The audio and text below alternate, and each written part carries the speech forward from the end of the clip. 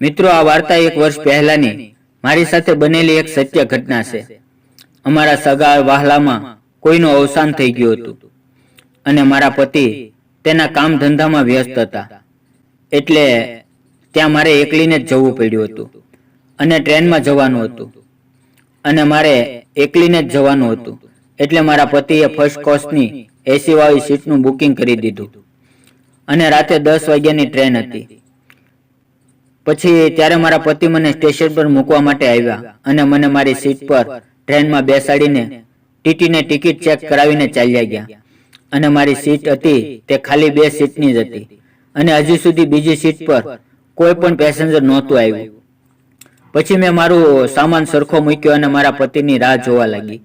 ત્યાં થોડી વારમાં મારા પતિ આવ્યા અને તેની સાથે એક બ્લેક કોટવાળો બીજો પણ વ્યક્તિ હતો અને તે ટિકિટ ચેકર હતો અને તેની ઉંમર લગભગ 25 વર્ષની આસપાસ હતી અને 6 ફૂટ જેટલી ઊંચાઈ અને એક હેન્ડસમ જુવાન છોકરો હતો. અને મારા પતિએ તેની સાથે મારી ઓળખાણ કરાવી અને તે છોકરો ખાલી દેખાવમાં જ હેન્ડસમ નહોતો, તે વાતો કરવામાં પણ ખૂબ જ શરીફ લાગતો હતો. પછી તેણે મને કહ્યું કે ચિંતા ન કરતા મેડમ, હું આ કોચમાં જ છું. કોઈ પણ જાતનું કામ હોય તો મને બોલાવી લેજો, હું તરત આવી જઈશ. અને તમારી બાજુવાળી સીટ ખાલી છે, ત્યાં જો કોઈ આવશે તો તે કોઈ મહિલા જ આવશે, એટલે તમે આરામથી સૂઈ શકો છો અને આરામ કરી શકો છો. અને તેની વાતો સાંભળીને મને અને સાથે સાથે મારા પતિને પણ શાંતિ થઈ ગઈ અને એમ થયું કે ચાલો હવે કોઈ ચિંતા કરવા જેવું નથી. પછી ટ્રેન ચાલવાની હતી એટલે મારા પતિ ટ્રેનમાંથી નીચે ઉતરી ગયા અને પછી ટ્રેન ચાલવા લાગી. એટલે મેં મારા પતિને બારીમાંથી બાય બાય કહ્યું અને પછી મારી સીટ પર આવીને આરામથી બેસી ગઈ. દોસ્તો, આજે મને મારા પતિથી એકલા બહાર જવાનું પહેલી વાર થયું હતું, એટલે મને જરા પણ નહોતું ગમતું. અને મારે મિસ ડિલિવરીને હજી એક જ દિવસ થયો હતો. અને જેમ કે તમે બધા જાણો જ છો કે આવા દિવસોમાં કબડ્ડી રમવાની ઈચ્છા કેટલી વધારે થાય છે અને હું મારા પતિ સાથે ખૂબ પ્રેમથી કબડ્ડી રમવા માંગતી હતી. પણ અચાનક મારે એકલીને બહાર જવાનું થયું હતું, એટલે એ વાતને લઈને હું મનોમન ખૂબ ઉદાસ હતી.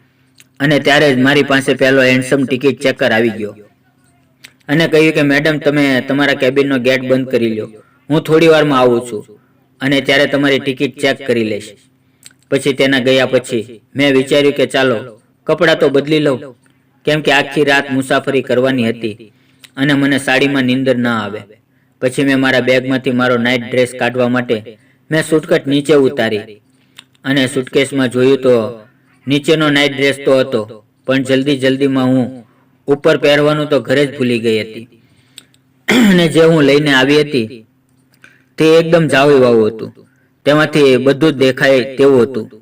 પછી થોડી વાર વિચાર કર્યા પછી મારા મનમાં એક આઈડિયા આવ્યો અને મેં વિચાર્યું કે આજે પહેલા હેન્ડસમ છોકરાને મજા કરાવી દઉં, મને પણ કબડ્ડી રમવા તો મળશે. અને પછી મેં તે જાવી વાવું જ પહેરી લીધું. પછી હું મારી સીટ પર પાછી સૂઈ ગઈ અને ત્યાં એક મેગઝીન હતી તે વાંચવા લાગી અને ટીટીની રાહ જોવા લાગી.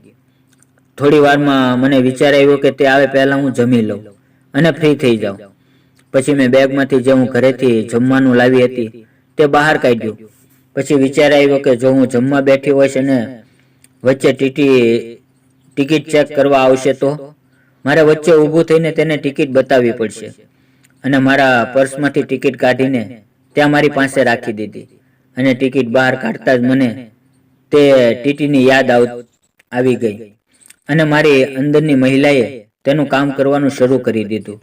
અને પછી હું જમવા લાગી અને થોડી વારમાં મારી કેબિનનો ગેટ ખુલ્યો અને ટીટી અંદર આવ્યો. અને અંદર આવતાની સાથે જ મને આવા કપડામાં જોઈને બિચારાને પરસેવો વળવા લાગ્યો. તે થોડી વાર તો આમ તેમ જોવા લાગ્યો. પછી મેં તેનો હોસલો વધારવા માટે તેની સામે જોઈને સ્માઇલ આપી અને કહ્યું કે આવો ટીટી સાહેબ, જમવાનું લેશો? તમે બેસો અહીં.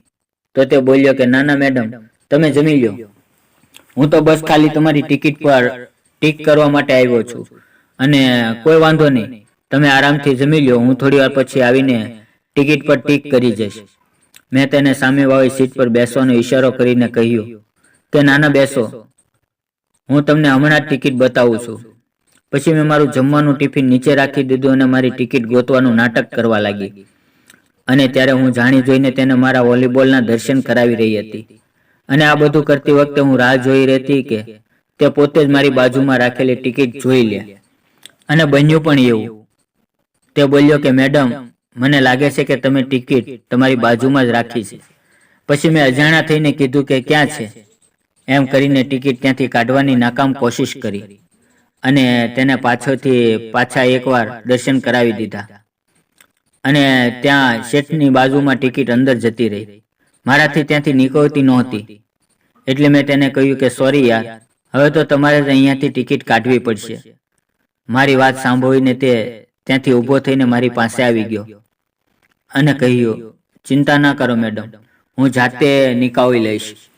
અને પછી તે મારી સામે જોઈને એક મસ્ત સ્માઇલ આપી રહ્યો હતો. અને પછી તે બીતા બીતા ટિકિટને બહાર કાઢી રહ્યો હતો. અને તે બિચારો ત્યાંથી ટિકિટ કાઢવામાં બીતો હતો. એટલે મેં તેને ઈશારો કર્યો ને કહ્યું, અરે શરમાવ નહીં, હાથ અંદર નાખીને ટિકિટ બહાર કાઢી લ્યો. અને મારી આ વાત સાંભળીને તેને પણ હિંમત આવી ગઈ. અને હું તો એવું જ ઈચ્છતી હતી. એટલે હું તેની સામે જોઈને સ્માઇલ આપવા લાગી. અને તે મને જોઈને ખુશ થવા લાગ્યો. અને તે ટિકિટને બહાર કાઢી લીધી અને ચેક કરીને કહ્યું કે મેડમ, હવે તમે આરામથી જમી લો. ત્યાં હું બાકીના બીજા પેસેન્જરની ટિકિટ ચેક કરીને હમણાં આવું છું. એટલે મેં પણ તેને એક પ્રેમભરી નજરથી આમંત્રણ આપતા કહ્યું કે જલ્દી આવજો. એટલે પછી તે મારી કેબિનની બહાર જતો રહ્યો. પછી મેં પણ જલ્દી જમી લીધું અને બેસીને તેની રાહ જોવા લાગી. જેટલી ઉતાવળ મને હતી તેટલી જ ઉતાવળ તેને પણ હતી.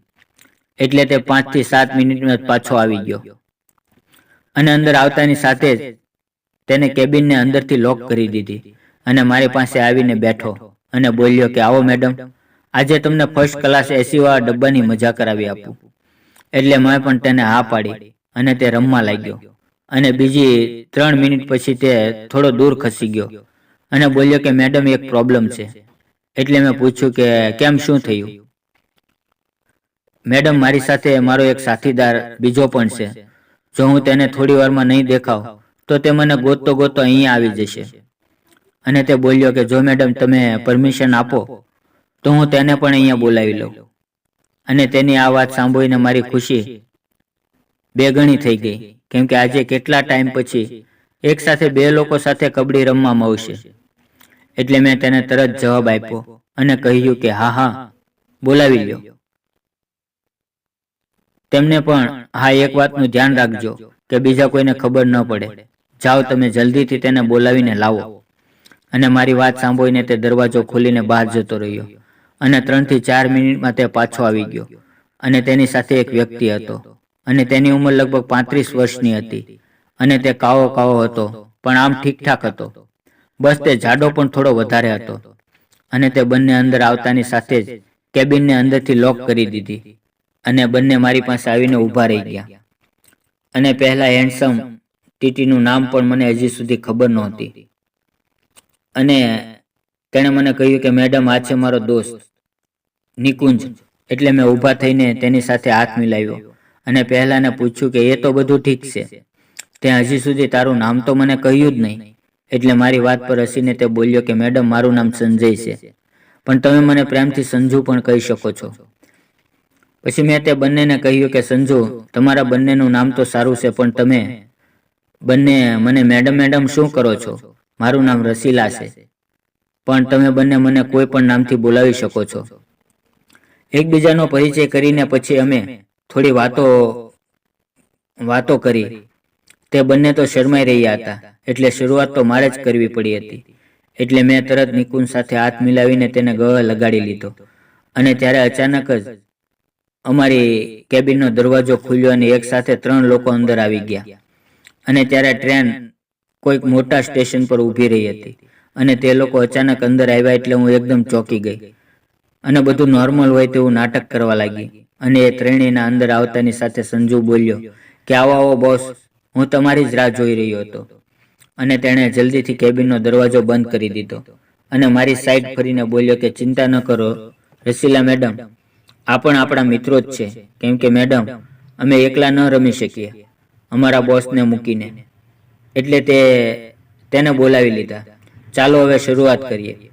અને મને આ રીતે તે લોકોનું અંદર આવવાનું જરા પણ સારું ના લાગ્યું. એટલે મેં નારાજ થઈને સંજુને કહ્યું કે ચૂપ રહે તું, મને શું તમે લોકોએ શું સમજી રાખી છે? જે કોઈ આવશે તેને હું કબડ્ડી રમવા માટે આપી દઈશ. તમે બધા લોકો અત્યારે જ મારી કેબિનમાંથી બહાર જતા રહો, બાકી હું દેકારો કરીશ. અને મારું આ રીતે નારાજ થવાને લીધે તે લોકો ડરી ગયા અને મને મનાવવા માટે સંજુએ કહ્યું કે અરે મેડમ, એવું નથી, જો તમે ના પાડશો તો કોઈ પણ નહીં રમે.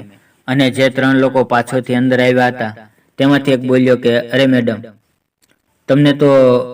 અમને તો સંજયે બોલાવ્યા હતા, જો તમે કહેતા હો તો અમે ચાલ્યા જઈએ, પણ પ્લીઝ તમે કંઈ પણ દેકારો કે એવું ન કરતા, કેમ કે નહીતર તો અમારી નોકરી જતી રહેશે. રસીલા મેડમ. અને આ રીતે તે બધા મને મનાવવા લાગ્યા. પછી મેં મનોમન વિચાર્યું કે હવે આ લોકોએ મને જોઈ તો લીધી જ છે અને હજી સુધી મારું કામ પણ નથી થયું. અને સવારે તો મારે ટ્રેનમાંથી ઉતરીને ચાલ્યા જ જવાનું છે. અને પછી આ લોકો મને પાછા થોડા ક્યાંય જોવાના છે કે મળવાના છે. આવું વિચારીને મેં તે બધાને કહ્યું, તમને ત્રણેયને અલગથી કલાકનો ટાઈમ આપું છું. તમારે જેમ રમવું હોય તેમ રમી લો અને અહીં ત્યાંથી ચાલ્યા જાઓ. અને તમારા ત્રણેયના ગયા પછી સવાર સુધી કેબિનમાં બીજું કોઈ આવવું ના જોઈએ. એટલે એ ત્રણેય પણ ખુશ થઈ ગયા અને કહેવા લાગ્યા કે ઠીક છે મેડમ. પછી સંજુએ તે લોકોને કહ્યું કે હવે મેડમને પાછા મનાવવા જોઈશે અને હવે તમે રમી લીધું હોય તો બહાર જતા રહો અને અમારો વારો આવવા દો. તો મિત્રો, આ હતી મારી ટ્રેનની મુસાફરી. તમને કેવી લાગી તે મને કોમેન્ટ કરીને જરૂર જણાવજો. અને મિત્રો, સ્ટોરી સારી લાગી હોય તો લાઈક કરો, શેર કરો અને રોજ આવી નવી ગુજરાતી સ્ટોરી સાંભળવા માટે આપણી ચેનલને અવશ્ય સબસ્ક્રાઇબ કરી દેજો. ધન્યવાદ મિત્રો.